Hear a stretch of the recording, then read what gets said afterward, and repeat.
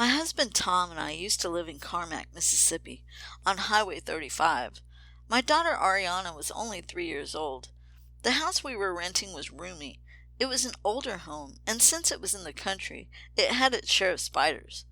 When it comes to spiders, I have 20/20 vision. If a spider crawls within 20 feet of my field of vision, I hit the door at 20 miles per hour.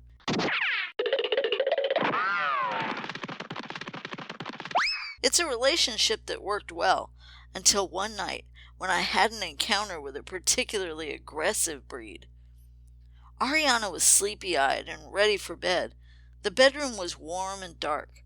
All I had to illuminate the space was a nightlight that was plugged into one of the wall sockets. She was freshly bathed and dressed in her soft pink pajamas with the built-in feet. The child looked like a little doll. She sat next to me on the bed, intent on quietly lying beside her mommy and going sleepy by. She was the picture of angelic serenity, until she saw the spider.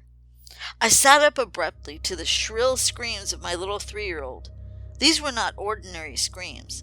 These were the kinds of screams that made straight hair suddenly go all curly, the kind of screams that made even the hair on my toes stand on end.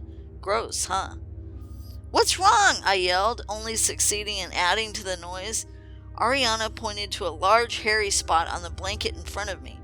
I impulsively threw back the cover to get the spider off of me. Instead, it jumped and landed on my leg. Now it was my turn to scream. Ariana wasn't taking any chances. She snatched her tennis shoe from the headboard and crouched on the bed, poised like a 2.5-foot high ninja. My sweet, innocent, pajama-clad baby was going to crush the little beast into oblivion if it came anywhere near her. Meanwhile, I tried hard to avoid the uninvited guest. I thrashed the blanket left, right, up, and down, trying to shake off the hairy little monster. Unfortunately, even in the half-light of the room, I could see that this was a very aggressive spider. Every time I tossed the blanket around, it would jump like an 8-legged flea and land somewhere on my body. First my leg, then my knee, then my arm. I screamed like a serial killer was leering at me from the window. Suddenly, the bedroom door opened and my husband threw on the light switch. "What's all this screaming about?" he wanted to know.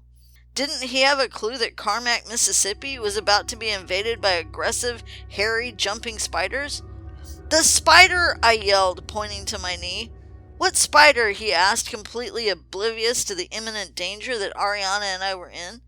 "That one!" I pointed to my knee, which had prematurely locked up with arthritis, and saw only a piece of fluff attached to a thin fiber hanging off the edge of the blanket. My mouth dropped open in embarrassment and relief. Ariana saw it and started laughing. So did I, so hard that it became difficult to breathe.